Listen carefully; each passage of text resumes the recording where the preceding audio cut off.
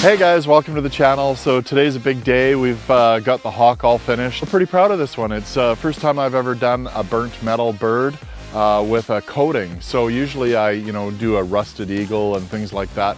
But we've been experimenting with different coatings to protect the raw metal and I'll leave that beautiful kind of a burnt image, burnt metal look to it. And so we're going to be bringing it out, show you what we're doing today. We're going to be taking it apart, getting it all wrapped up and put it on a pallet and getting ready to ship.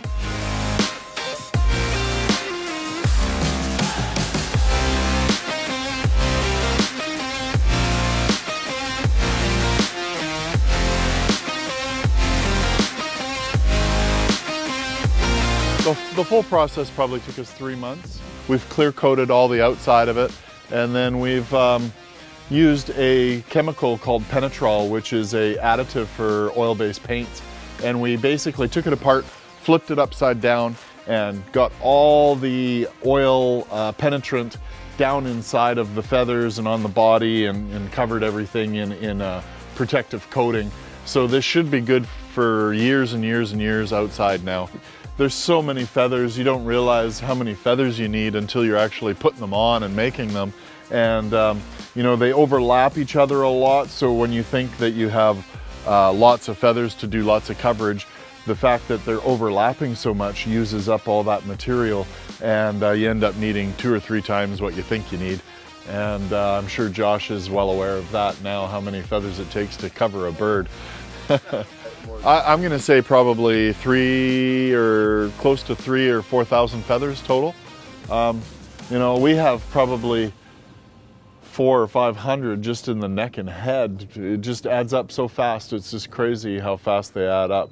I've never done a bird with heat treatment, so we heat treated all the tips, and the claws are stainless, but the feet are actually made out of steel, and then the claws are stainless, and the eyes and the beak are all stainless, and this is part of their logo. So this mask that you see on the bird is actually part of the Black River College logo, and I wanted to incorporate some of their logo, the look of their logo, into the bird, which was really important in this project. Making the wings at this angle, they slide in and out on round bar, and it makes it really convenient to take it apart and install it.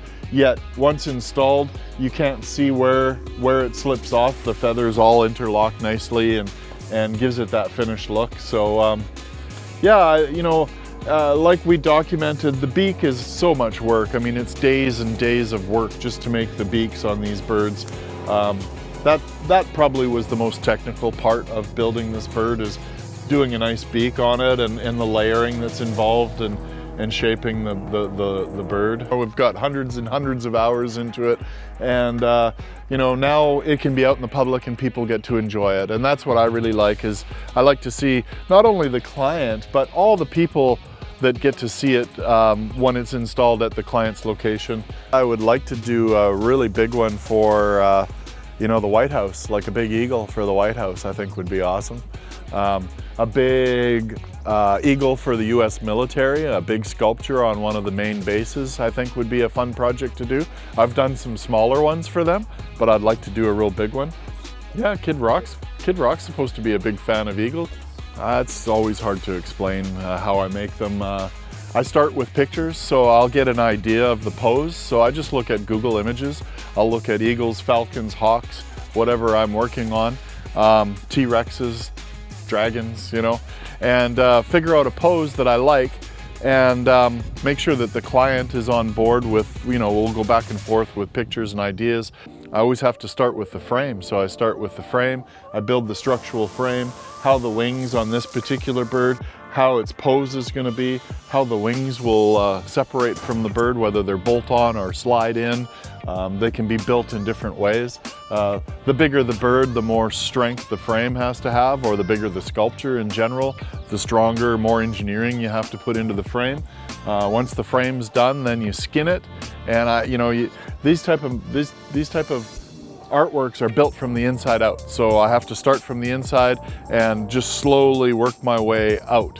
And Yeah, really. I mean, you know, I live, eat, and breathe each sculpture until it's done. I think about it, how to do what, you know, I'm always trying to think of several steps ahead of what I'm working on next. So if you want to see how I build these sculptures, this bird in particular, we have lots of videos on our new YouTube channel. And if you want to see all the other projects that we're building, please check out our YouTube channel and subscribe and give us a follow. Thanks.